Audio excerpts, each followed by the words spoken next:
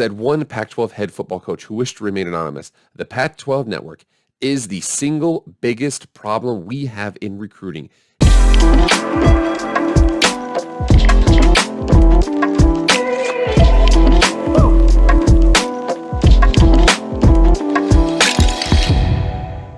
What is going on, everybody? It is Jake with Master Football, back at it again. Happy Friday. Thank you so much for being here. For those of you who've never been here before, this is Jake with Master Football. All things pro football, college football, video game football, anything related to American football, we discuss in the show right now. Please, please, please, emphasis on the please. Please like the video. Please subscribe. Please share. Please comment. Anything like that, I really appreciate it. But without further ado, let's get into the video. Okay. I know I can't stop making realignment videos. But let's be honest, okay? Realignment was crazy there for a little bit. But I think that the videos about realignment are going to die down for the next couple of weeks here because I think that things are kind of drying up. I want to get into what are the next steps for realignment, especially as it relates to the Big 12. In addition to that, I also want to talk about how San Diego State's kind of getting screwed right now. So here we are on Sikkim 365 Sports. And again, I'll tell you, this video clip is awesome. I want everybody to go and subscribe to them right now. Okay, don't do it. Go down, hit that red subscribe. Do it right now. But anyways, I want to check out this clip really quickly to give context for when the Big 12 would add additional 12 or 4 schools to the 12 that they have, the 12 being the I-Rate 8 plus the 4 minus Texas and Oklahoma. So let's see what they say. Mac Rose was on with us Tuesday and was discussing when we asked about Chapter 2 in the Big 12 about the possibility of whether there's additions of Boise State, Memphis, which is going to happen, and now the possibility of even more than that, because right now there's 10 teams. There could be 11 with Brigham Young, and who knows, maybe 15 or 13 or 12 or whatever. It's going to happen. But he did mention that he didn't want to add teams just to add teams, and I got some fans of the show who are fans of Memphis and were very concerned about what they heard with Mac or of Boise State as well. He didn't say there wouldn't be a Chapter 2.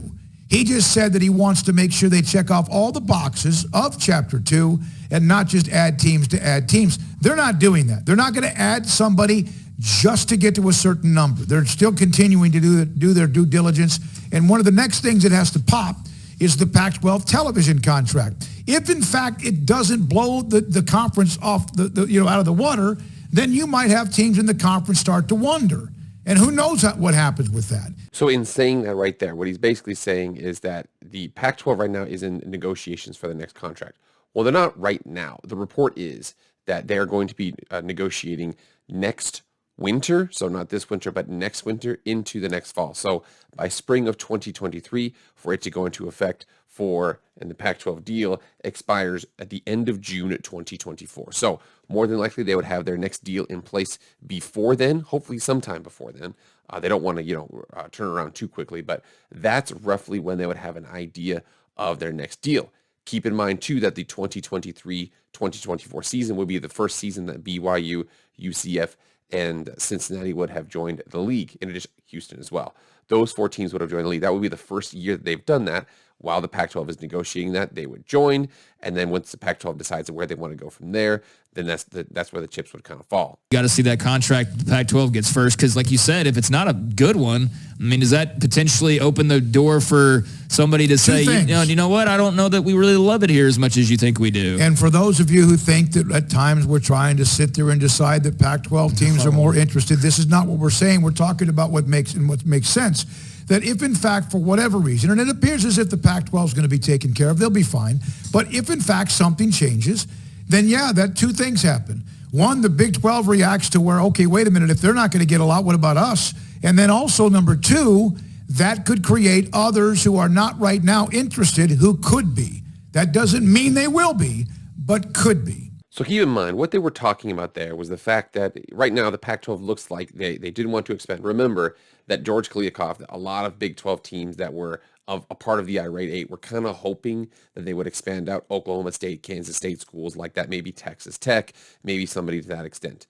There was also a rumor that it was TCU and it was Houston and the Dallas and the Houston markets, but they decided not to. So more than likely, none of those teams are going to expand out. However, what they did not discuss is if the new Pac-12 media rights deal comes out, whether or not those current teams would be happy.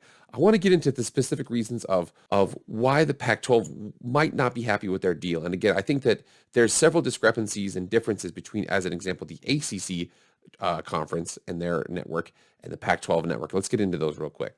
So here we are on ESPN, State of the Pac-12, what hiring George Kliavkoff means for TV rights, college football expansion, NIL, and more. And again, I don't want to get too much into the college football expansion, the NIL, and things like that. But I do think that, again, they want to come down here and talk about where it means for the conference in terms of the contract.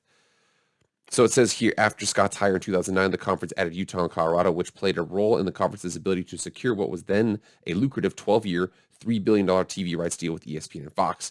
At the time, it set standards for college sports, but in the years since, as media rights fees have skyrocketed, the deal, which runs through the 2023-2024 school year, has become problematic for the Pac-12. Though as TV revenue grew, it did not grow nearly as much as the SEC, which is at $45 million per school. The Pac-12 is $32, and then the Big Ten's at $55 million per year. So David Shaw says, job number one right now for Kliavkoff is our new TV contract. How far we've been behind the other major conferences financially and exposure-wise is beyond significant, and we have to make up that gap. The most visible failure of Scott's tenure is the level of distribution that was secured for the network, which was created in part so that the conference would retain ownership of a significant amount of its live events and benefit by taking them directly to the consumer. Prior to launch, the expectation was that the conference would achieve widespread distribution and viability. Instead, the opposite happened. Prominent cable satellite providers, DirecTV most notably, showed little interest in obtaining the network. So you have to see something here. It's weird how the Pac-12 actually owns their own network. You see how it says up here that the Pac-12, it's owned by the Pac-12 conference. But you see here the ACC, it says it's owned and operated by ESPN. However, something is very, very huge here. So when you come down here, it says that on March 12th, 2019, the agreement was reached with AT&T to carry the ACC network on DirecTV at launch. When you come over here to the Pac-12 network and you come down here to the availability, it's available on Frontier Fios. It's available on Dish Network, Sling TV. It's available on Fubo TV with a premier package. Now, again, that's a big thing because you'll see actually this lack of availability on a couple of these networks or on a couple of these providers has really hurt them. The first thing is you'll see down here that AT&T Premium TV, and again, that is, I believe that's included with DirecTV, has about 16 million users. You'll see this right here. The gray is actually December 2020, whereas March 2019 is the darker blue. So you see here that they've actually lost some consumers, but still 16.51 is twice what the Dish Network has at 8.82. So the fact that they couldn't get on AT&T, it's really, really hurt them in their viability. Said one Pac-12 head football coach who wished to remain anonymous, the Pac-12 network is the single biggest problem we have in recruiting. It was a good idea, I guess, but it has really hurt us. UCLA Athletic Director Martin Jarman says you're at a competitive disadvantage when people are not able to see your product as widely as competitors are seeing it. People talk about money. The money is important, but I think about the future more. I think about 5-10 years from now, and what I get concerned with is distribution. We've got to be on either more platforms or more easily accessible to fans and families that have kids to help our recruiting effort and exposure. That's really important, and that's what we're lacking right now. The numbers don't lie. People in LA right now can't get the Pac-12 network. This was May of 2021. That's a huge problem. And then when you consider why other schools are coming in and so much and kids getting from California, well, they can say they're on TV all the time. So that network deal and those negotiations are huge right now. So the Pac-12 is kind of in a weird spot because they have to appease the teams that they have right now, and they think that they most likely will. But the Big 12 is probably not going to have to move because they're going to use that negotiation in their negotiations going forward. I actually created a quick cheat sheet here so we can kind of go over a couple things. So Mac Rhodes basically came out and he said that they are not going to be adding the 12 teams or the 4 additional teams just yet. He's just not quite sure about that. He also said he wasn't a fan of 14 teams. That was a big thing that a lot of those Memphis fans were upset about. But in essence, what the Big 12 has done recently is they added Cincinnati, BYU, Houston, and UCF. They added that just to make sure they were viable as a conference. So that going forward, people are like, oh, are they even going to be around? They are. If they expand beyond that, the emphasis would be for regional partners as well as a hedge against possible future losses. KU possibly to the Big Ten, West Virginia to the ACC. This expansion would occur roughly around 2025, in my opinion. Like I said, the Big 12 deal expires end of June 2025. I'm guessing that around that time, maybe even before that, I would guess in conjunction with the Pac-12 deal, they would probably add those teams somewhere around there just to make sure they can use that in negotiations. So for the Big 12, your hopes right now. So the Big 12 hopes, if the Pac-12 loses a top flight program like USC, UCLA, Washington, and Oregon, all bets are off. Chaos continues. Likelihood of that happening around 1%. It's probably not going to happen. That's what they're kind of waiting for. What they're waiting for is that deal comes out for the Pac-12. Some of the Pac-12 Blue Buds are upset with that. They decide to leave, go and do their own thing. Then we go from here. The next thing they have here, it says, if a Pac-12 deal sours some teams that they want to leave, more than likely that what they would do is, let's just say a couple of the Western or the more Eastern teams want to leave. Some of the Arizona schools, Utah and Colorado. Colorado used to be in the Big 8. So then it might be a situation where they might try and poach some of those teams. Again, that's why they still have to wait till that deal comes out. Because if they come out and it's not nearly as good as what they thought, and the Big 12 in some way could outperform that deal, and again, I don't think that would happen. That's the reason why I said likelihood of happening around 5%. If the Pac-12 deal works for all Pac-12 teams, the Big 12 would still use that deal as a benchmark for their own deal with Fox, CBS, Amazon Prime, etc. Likelihood of it happening 100%. Of course, they're going to do that. In the same way that contract is signed in the NFL, it's called, they reset the market. They reset the market. Where sometimes, Kirk Cousins a couple years ago reset the market for quarterbacks.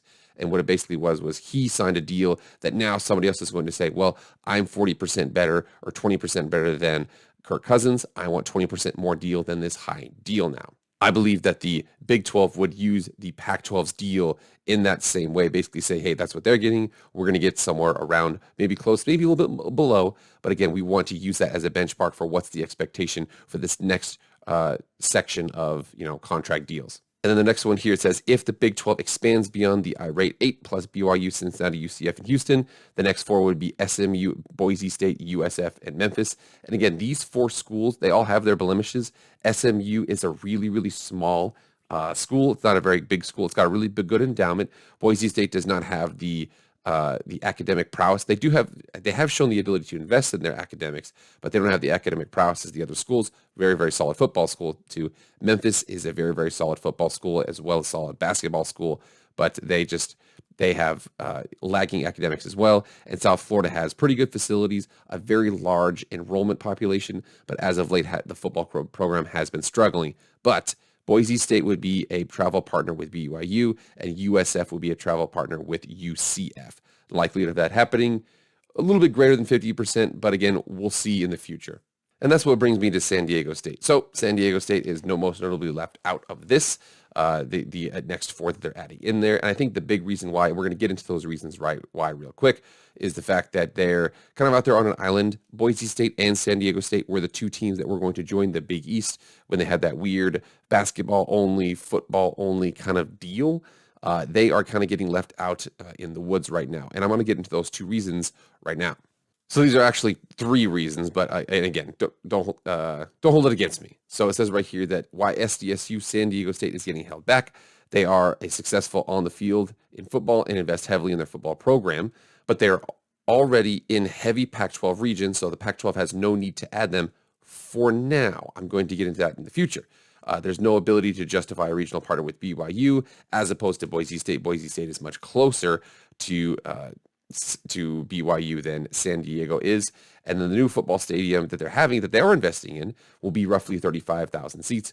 Boise State Stadium is considered small, and it holds just a little under 37,000 seats. So that new stadium here, it says SDSU Mission Valley. It actually looks like a really cool stadium that they're going to have here. Again, the only issue with that, it's only 35,000 seats. Again, that will be a little small, but it looks like it's a beautiful, beautiful stadium. Again, they do invest in their football program, but they're just kind of hampered by a couple of things. So now that we set precedent with that, I want to go ahead and talk about what SDSU has to look forward to in terms of what could possibly put them into a Power 5 conference. Because right now, Boise State has a strong chance.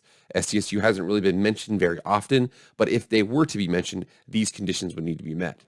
So for San Diego State down here at the bottom, how they get into a new Power 5 conference if the Pac-12 loses a power program. Again, probably not going to happen. That would be something where there's a path for an independent to get into a big bowl game, and USC decides to go independent, something like that. If the Pac-12 deal is unsatisfactory for the Arizona schools and or Utah and Colorado, and they leave for the Big 12, again, I don't think that's likely to happen here. However, where SDSU is looking for some help is another conference poaches a Big 12 member. Again, I think that the reason why they're adding those 4 is in addition to expanding their reach, adding regional partners for the schools, also to hedge against whether or not KU, West Virginia, somebody like that leaves the conference. If that happens and the Big 12 wants to expand to the West Coast and they have a regional partner with UNLV, regional partner with Fresno State, somebody like that, that right there is their strongest likelihood of happening for San Diego State to get into a big conference. Again, I have the utmost respect for San Diego State. They have played Boise State really, really tough over the years, but right now they're not really getting mentioned. And I think that there's several different things that need to hit before that happens, and we'll see if it gets there. Well, this is a long one, man, and I'll tell you what, I think that it's probably going to die down in terms of the conference realignment stuff. Now it's just going to get hypothetical stuff. I will say one thing. There is one video that you need to go watch that will answer every single one of your questions about conference realignment. We're going to go to that real quick. Okay, I'm going to include this link in the description. If you have any questions about what they're looking for in conference realignment, this is the video. Go check it out, okay? Tony Altimore with 365 Sports. I'm telling you, it's hands down what these schools talk about when they actually talk about realignment. If you ever have any questions about what they're looking for, here it is. All right, everybody, get in the comments right now. Let me know what you think. Again, right now, we're kind of in a gray area. We're kind of in a holding pattern. Again, the Big 12 added those 4 schools to make sure that they could solidify themselves as a conference. They are now waiting for the Pac-12 deal to come through. Once that Pac-12 deal comes through, and again, they're waiting just in case something crazy happens. What if Arizona and Arizona State are available? What if Utah and Colorado are available? More than likely not, but again, they're waiting because they're a solid conference.